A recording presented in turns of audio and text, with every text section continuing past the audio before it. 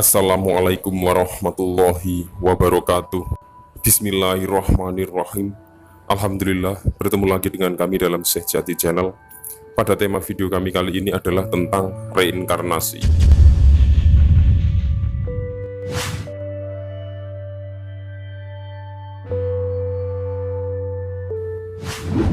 Bagaimana sih cara mensikapi hal tersebut di dalam Islam?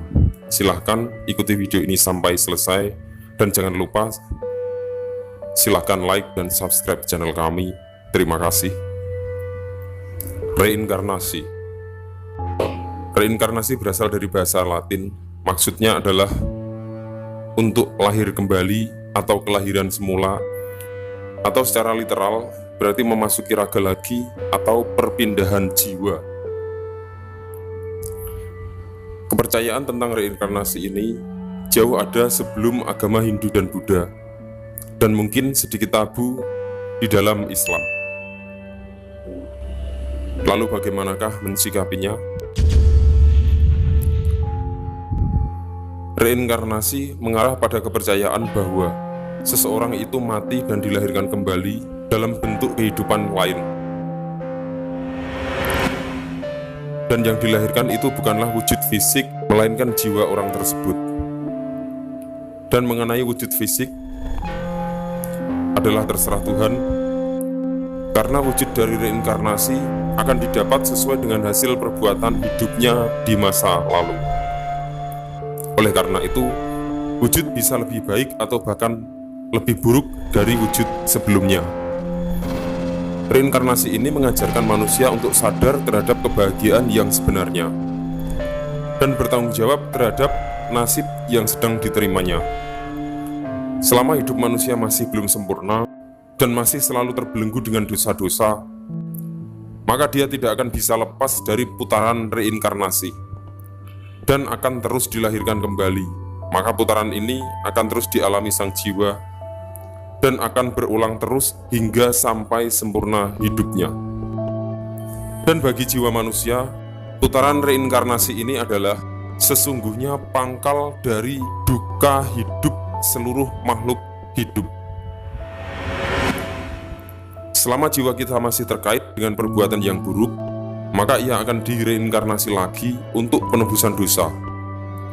Disinilah pentingnya mempelajari ilmu rohani yang akan mampu mengkondisikan rasa. Pada saat rasa manusia sudah terkondisikan dengan sempurna, maka rasa manusia akan kebal dan tidak terpengaruh lagi oleh kenikmatan maupun kesengsaraan dunia.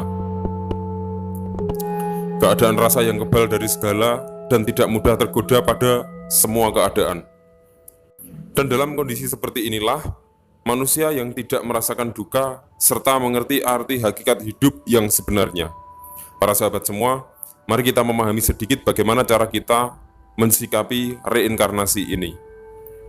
Kita adalah umat Islam yang dari kecil tidak pernah dikenalkan tentang hal tersebut. Akan tetapi, di sini banyak sekali manusia yang bertanya-tanya dalam benaknya tentang reinkarnasi ini. Mari kita simak beberapa firman Allah Subhanahu wa Ta'ala di dalam Al-Quran surat Al-Baqarah ayat 28. Mengapa kamu kafir kepada Allah, padahal kamu tadinya mati, lalu Allah menghidupkan kamu, kemudian kamu dimatikan dan dihidupkannya kembali, kemudian kepadanya lah kamu dikembalikan. Dan juga di dalam surat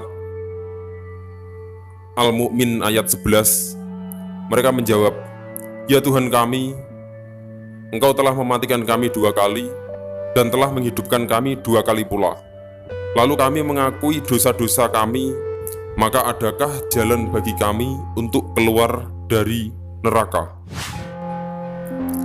Para sahabat semua, dari firman-firman tersebut, pada kalimat mati 2 kali, ini bisa diartikan dalam 2 pendapat. Pada pendapat yang pertama, kematian itu 2 kali terjadi setelah hidup di dunia. Mati pertama adalah mati meninggalkan dunia ini, kemudian dia dihidupkan kembali sejenak di alam barzah, lalu dimatikan kembali. kemudian dihidupkan kembali di hari kiamat untuk selamanya. Dan untuk pendapat yang kedua, manusia hidup ketika ditulang sulbi, kemudian diambil janji, kemudian dimatikan kembali, hingga ditaruh di rahim ibunya, kemudian dihidupkan lagi di dunia. Kemudian dimatikan untuk kedua kalinya di alam kubur, hingga dihidupkan kembali untuk selamanya di akhirat. Dari ayat di atas, mati dua kali bisa bertujuan untuk mengingatkan manusia dalam mengimani alam akhirat, sehingga manusia akan mengedepankan akhirat dalam beribadah, bukan kepentingan duniawi. Sedangkan di dalam pengertian reinkarnasi, kata-kata mati dua kali dalam pemaknaan para ahli ilmu adalah bukan mati dua kali atau dua kali mati, akan tetapi arti mati dua kali adalah mati yang berulang-ulang. Artinya dihidupkan, dimatikan, dilahirkan kembali, dan akan berulang-ulang seperti itu lagi terus-menerus sampai dia mampu menyempurnakan keadaan hidupnya dan lepas dari belenggu putaran reinkarnasi. Jadi reinkarnasi ini masih banyak perbedaan pendapat dari para ulama. Ada yang berpendapat mati lalu dihidupkan lagi di dunia, dan juga ada yang berpendapat mati dan dihidupkan lagi di alam akhirat. Dari kedua pemaknaan tersebut, sesungguhnya tergantung pada pengkondisian kita dalam memahami reinkarnasi. Maksudnya di sini adalah sudut pandang dari sistem pembelajaran atau tingkatan dalam pemahaman diri. Sementara di dalam Islam, jika dilihat dari sudut pandang syariat dan thariqah, mereka masih cenderung pada pandangan lahiriah sesuai dengan apa yang didapatkannya dalam menuntut ilmu. Sedangkan dari sudut pandang hakikat dan ma'rifat, mereka sudah mulai merambah pada pemahaman batiniah atau ruhaniyah. Maka ketahuilah, bagi mereka, antara lahiriah dan ruhaniyah itu tiada beda antara dua alam tersebut. Semua terkondisikan dengan sempurna. Artinya, jika keadaan dunia yang sekarang ini secara lahiriah bisa dirasakan, maka keadaan akhirat juga bisa dirasakan sekarang ini juga pada batin yang terdalam, tanpa menunggu besok atau nanti. Maka ini adalah pengkondisian, dan semua bisa dirasakan seketika saat kita masih hidup di dunia ini. Kedua alam tersebut sesungguhnya adalah satu kondisi yang hanya beda dimensi. Inilah salah satu keuntungan dalam menggali tentang ruhani atau penggalian batiniah, yaitu mampu mengkondisikan sesuatu yang di luar jangkauan akal dan pikiran manusia pada umumnya.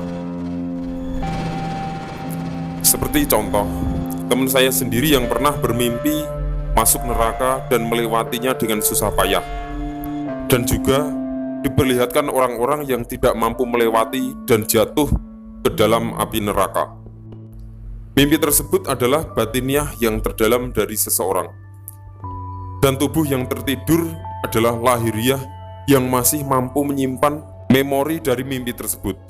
Di cerita yang lain juga ada seorang pramugari yang mendadak mengalami sakit dan dalam keadaan koma selama 1 bulan. Tetapi dalam keadaan koma tersebut, dia sering berteriak-teriak ketakutan dan menangis. Dan setelah sadar, dia bercerita bahwa dia diperlihatkan neraka dengan segala siksaannya. Dan juga masih banyak cerita orang-orang yang mengetahui hal-hal tersebut yang belum terpublikasikan. Baik itu dilakukan secara sengaja ataupun tidak, maka inilah yang dimaksud pengkondisian antara kedua alam tersebut, yakni sebuah alam yang satu kondisi tapi beda dimensi. Para sahabat semua, disitulah Allah menampakkan kuasanya atas diri seseorang supaya menjadikan kita selalu beriman kepadanya. Mari kita kembali kepada reinkarnasi. Jika kita memahami reinkarnasi dalam pandangan lahiriah kita, maka sudah pasti sampai kapanpun tiada pernah bisa kita pahami, karena reinkarnasi ini adalah urusan ruh. Akan tetapi, jika kita lepaskan sejenak hal lahiriah dan kita beralih sebentar untuk memahami alam batin serta alam ruhani, maka kita akan mampu untuk memahami meskipun hanya sedikit. Bukankah Allah berfirman, "Dan mereka bertanya kepadamu tentang ruh, katakanlah, ruh itu termasuk urusan Tuhanku, dan tidaklah kamu diberi pengetahuan, melainkan hanya sedikit." Para sahabat semua, jika untuk memahami sesuatu yang bersifat lahiriah, maka pandangan juga harus secara lahiriah. Begitu juga jika kita ingin memahami tentang ruh, maka kita pun harus menggunakan wawasan ruhaniah. Seperti halnya dalam memahami reinkarnasi tersebut, sehingga tidak akan terjadi hal yang membingungkan dalam memahaminya. Dan bahkan firman-firman Allah SWT juga bisa dipahami secara lahiriah dan juga secara batiniah. Lahiriah adalah keadaan lahir dan akhirat adalah keadaan batin. Dunia adalah memiliki dua sisi mata uang yang tidak bisa dipisahkan, hitam dan putih, siang dan malam, hujan dan panas, nyata dan gaib, lahir dan batin, dunia dan akhirat, dan sebagainya. Maka Allah SWT pun berfirman tentang pentingnya orang-orang yang berakal.